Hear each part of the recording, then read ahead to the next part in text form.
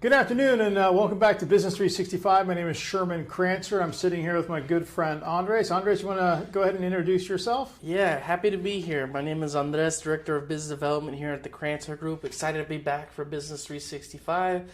And today, it's all about AI yet again. Biggest topic of the year with Copilot's general availability getting released. So excited to talk about that today.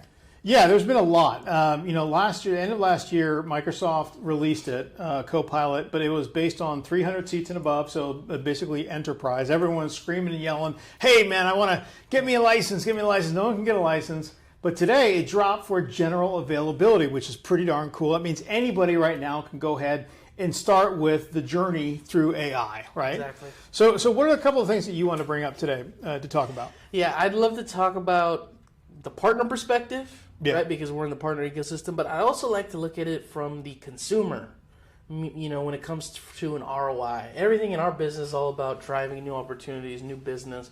One of the most common questions we get is, what is the ROI going to look like as a business? We can start there. I'm very intrigued. I'm not saying Microsoft is making a mistake by any means. They know a lot more than I do, right?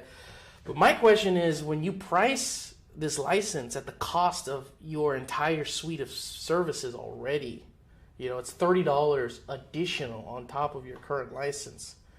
There's going to be some hard pills to swallow there, especially when you start talking to the finance department. So I'm curious what you think there. I'd love to start there. Well, I think, one of the things that I guess I'm kind of figuring out is, or I think what a lot of people are thinking about is, what is the value AI is going to bring to an organization, right? What is going to be, you're talking about ROI, right? And the cost of it is definitely expensive. There's no doubt about it. It's definitely expensive. $30 per person. Yeah, if you think like 300 employees, you're doing that. But so what is AI really going to do, right? So I think we've seen some glimpses of how it's going to help productivity, right? But what we haven't seen is, how many jobs is it going to potentially replace? How's it going to impact the bottom line? How's it going to impact the bottom line, right? Because it does seem really expensive. I mean, the days of the old, when you bought your license for $100, Office 2016. Forever. And you had that forever, right? That's changed. Now you're constantly doing this. So I've often thought, my gosh, in the past, you'd buy software and you'd like, it's fine. It's good. That was your sunk cost. Now you're constantly paying it. So $30 more, what are you going to get out of it, really, right? Yeah.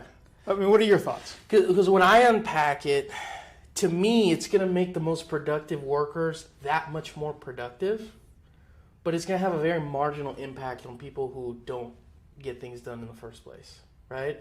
So, because from my personal experience using AI, incorporating into everything I do, I feel 3, 4, 5 times more productive. Okay. Right. And so for me, I'm like, oh, absolutely. Like, I want that Copilot license. I think it'd be totally worth it. But when you've got hundreds of people on staff, thousands of people on staff, do you really want it to get it for everybody? I don't know. It seems to me like it's going to be a very departmental focused type of product, right? Maybe people in sales will do it. People in, certain departments will take advantage of it, whereas it might not be as relevant for some other people inside the organization, That's a really interesting look at it. I think the other thing too is like, who's going to use it and how are you going to use it, right? So I think we all seen the open AI stuff where it's like, hey, you're in sales and you need to find 10 open-ended questions that you'd ask somebody, that you're selling your product to, and you ask the open AI or whoever that whatever product you're using, and boom, 30 seconds later, man, these questions are amazing, right? Incredible. Just amazing. Yeah. Or you say, write me a marketing campaign for 12 months. I want to have different items that are done 12 months, and what's also interesting is the more specific you get, the better it gets, which is completely reversed from the more specific you get on a Google search, the less the results you get, right? So you have that. But then, if you look at it from like a big data set perspective, that's different. Okay, so you have your sales, you have your marketing, you have your stuff that's going to help productivity go faster, quicker, better. But how about on a data set side? Right? Because that's where I think more companies are going to invest in it when they're saying, okay, how do we use open AI, or not just open AI, but we use artificial intelligence to be able to take a look at all of the different data points that are coming into our business and then building what we call as a modern data warehouse. Now that is where you create all these endpoints of data coming in, and it helps you make better decisions. That's different. And that's actually a really good segue to the second piece, which is the partner side of this equation. Because the reason I'm saying it's expensive and I'm worried about it is because you got to resell that, provide services on top of it, and you got to convince the customer that they need it, right? And they've got AI tools that they can get anywhere now.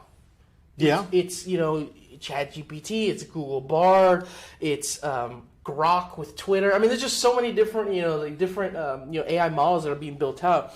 And so I think what you were talking about there, building that modern data warehouse, that's really the edge or the value proposition that these partners need to lean into. It's not just the fact that you have AI built into your whole product set, because again, you can get AI capabilities in a lot of different places. It's that you have that built out, but the data and the information all stays securely inside of your organization. And because you're already utilizing Microsoft 365 as the fabric of your foundational security practices, it's naturally flows in to everything that you're already doing, right? Because juxtapose that to using ChatGPT, which is $20 a license, okay, for the GPT-4. But again, now the business doesn't own that IP anymore. It's the individual employee who does all of that searching on their own side. They manage that account. And if they start inputting sensitive customer data, company data, you can think about how dangerous that might be for an organization. Because ChatGPT's consuming all of that. Yes, 100%. You're right. And now it's part of public domain. Right, and that's where you're having some issues. And the way I look at AI, and just think about this, the cell phone, your cell phone, right? And you take pictures. And I don't know if you ever looked at the last pictures you took, but if you go into your photos, you're going to find photos there for like 10 years. Yeah. Right, and then do you figure that out? Well, in a company, you have this thing called SharePoint. Okay, and that's typically, or you have a file server, right? You have an E drive, a D drive, a G drive, where all of your company files are being sent. But what most people don't do is they don't clean that up, right? And what AI is really doing, in my opinion, it's going to be able to search all of the information that you have in your ring-fenced area of info, and then it's going to help you search that, look at that, create great products, create proposals. Find data sets, find information that's going to help your business go faster, quicker, better.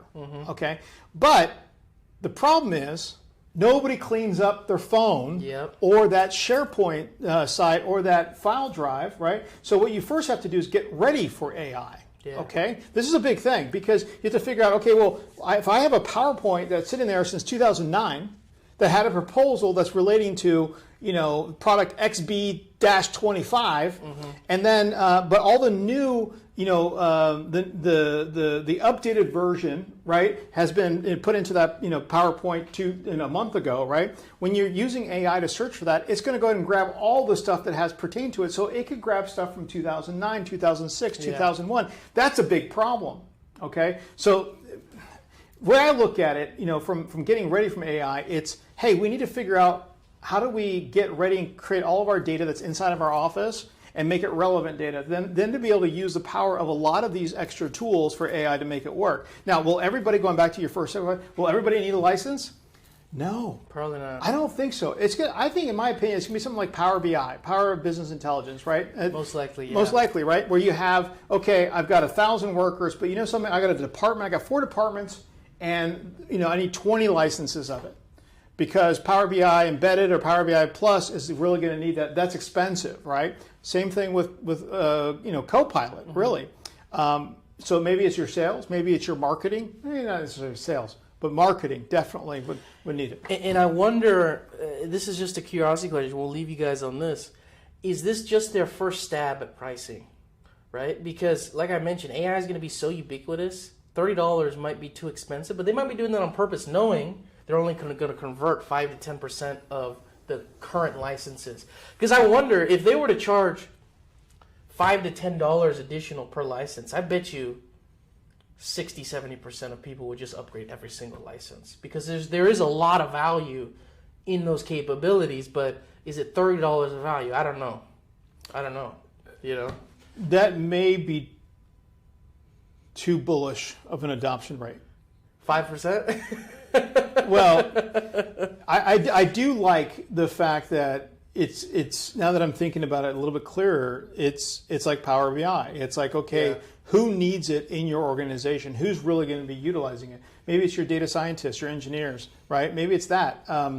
And maybe only a group of people are going to be doing that. But there's so many possibilities. It's being opened up. We're at the forefront. It may go from 30 to 5. It may go from 30 to 45 to 55. We've seen increases, which you never thought that would happen, but you've seen increases on that. So I think there's a lot of stuff that's going on. We're slowly getting more and more and more. It's exciting. I think it's exciting. It's very exciting. You know, the best part about it is it helps us create as much content as we need. So this is just step one. We'll come back with the next updates next time we speak, and always appreciate the time.